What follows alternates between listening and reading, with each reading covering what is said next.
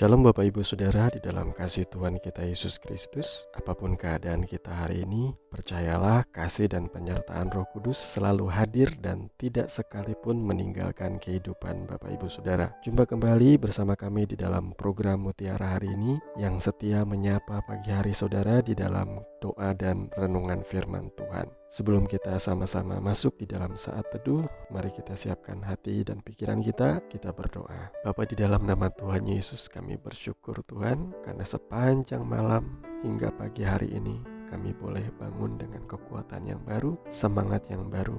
Dan sebelum kami beraktivitas di kesempatan pagi hari ini, kami mau bersaat teduh, membaca dan merenungkan firman-Mu, serta menaikkan doa dan kerinduan kami di hadapan-Mu.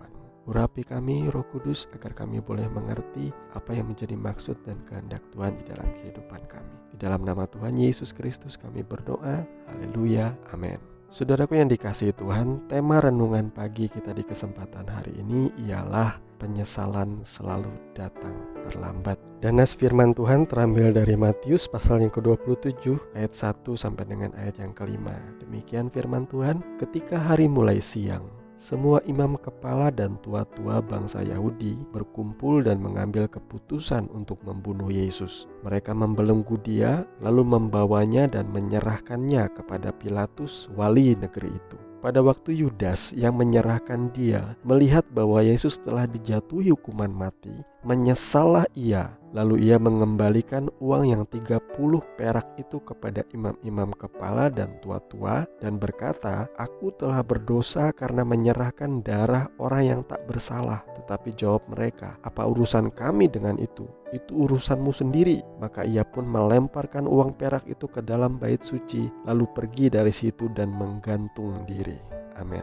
Saudaraku yang dikasihi Tuhan, apakah saudara memiliki satu hal, entah itu kejadian atau lebih tepatnya keputusan, yang sampai hari ini keputusan itu menjadi satu hal yang paling saudara sesali di dalam kehidupan saudara? Saya pernah merasa menyesal kenapa dulu ketika saya lulus kuliah, saya tidak fokus ke dalam dunia kerja. Karena setelah saya lulus kuliah, saya menghabiskan waktu saya berkutat di dalam pelayanan. Bahkan saya menyerahkan diri saya menjadi full timer, kemudian mengabdi di dalam pelayanan ke desa-desa dan pedalaman. Saya merasa saya menyia-nyiakan masa muda saya. Kalau toh pada akhirnya saya juga menjadi seorang wirausahawan. Tetapi kemudian Tuhan memberikan hikmat di dalam hati saya, bahwa Ia mengizinkan semuanya itu terjadi dalam hidup saya dengan tujuan untuk membentuk, mendewasakan karakter saya. Mungkin kalau saya tidak melalui masa-masa itu, saya sudah hidup di dalam dosa dan kesenangan yang ada di dalam dunia ini. Saya bisa saja diberkati dengan melimpah dari hasil pekerjaan saya yang sukses. Tetapi kalau saya tidak memiliki mental dan karakter yang takut akan Tuhan, maka kekayaan yang saya miliki, kesuksesan yang saya rasakan akan menjerumuskan saya di dalam kehidupan yang gelap. Hari ini kita membaca kisah mengenai Yudas yang menyesal sudah menjual gurunya, Tuhannya, dengan 30 keping uang perak kepada imam-imam kepala dan tua-tua. Ia berpikir bahwa nantinya Yesus cuma ditangkap dan disesah atau dianiaya, tetapi kenyataannya hukuman yang diterima Yesus adalah hukuman mati. Di situ dia menyesal dan ia melemparkan 30 uang perak itu, kemudian ia menggantung dirinya.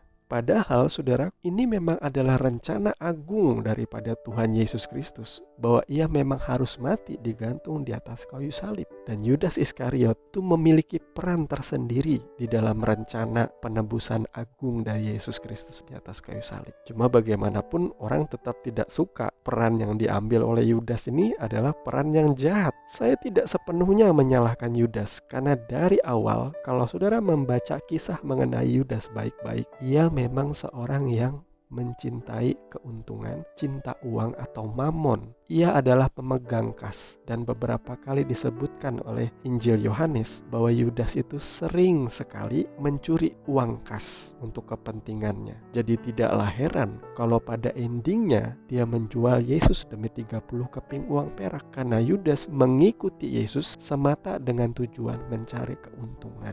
Dalam pandangan orang Kristen pada umumnya, dosa penyangkalan yang dilakukan oleh Petrus itu jauh lebih berat daripada dosa yang diperbuat oleh Yudas, walaupun kedua-duanya salah. Bedanya, Petrus menyesal, kemudian ia tetap datang kepada Yesus dan meminta pengampunan. Sementara Yudas, ia tenggelam di dalam penyesalan dan rasa bersalahnya. Ia bukan datang kepada Yesus di dalam pertobatan dan penyesalan, tetapi ia malah pergi dan menggantung dirinya sampai mati.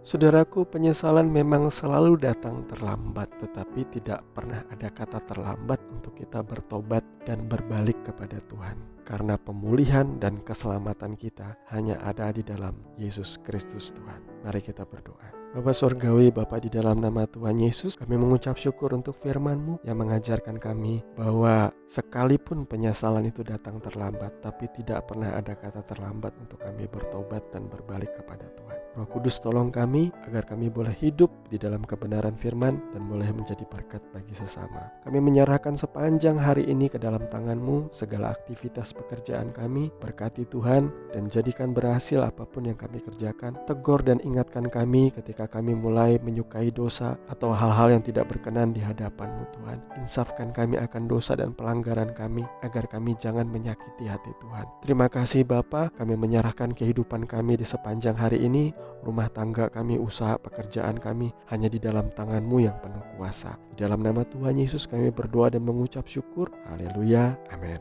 Puji Tuhan, Bapak Ibu Saudara yang dikasihi Tuhan, saya percaya kebenaran firman Tuhan dan doa yang kita naikkan di pagi hari ini boleh membuat kita bersemangat di dalam melakukan segala aktivitas dan pekerjaan kita. Kita akan bertemu lagi di renungan pagi yang berikutnya. Kasih karunia senantiasa melimpah di dalam kehidupan saudara. Sampai jumpa, Tuhan Yesus memberkati. Shalom.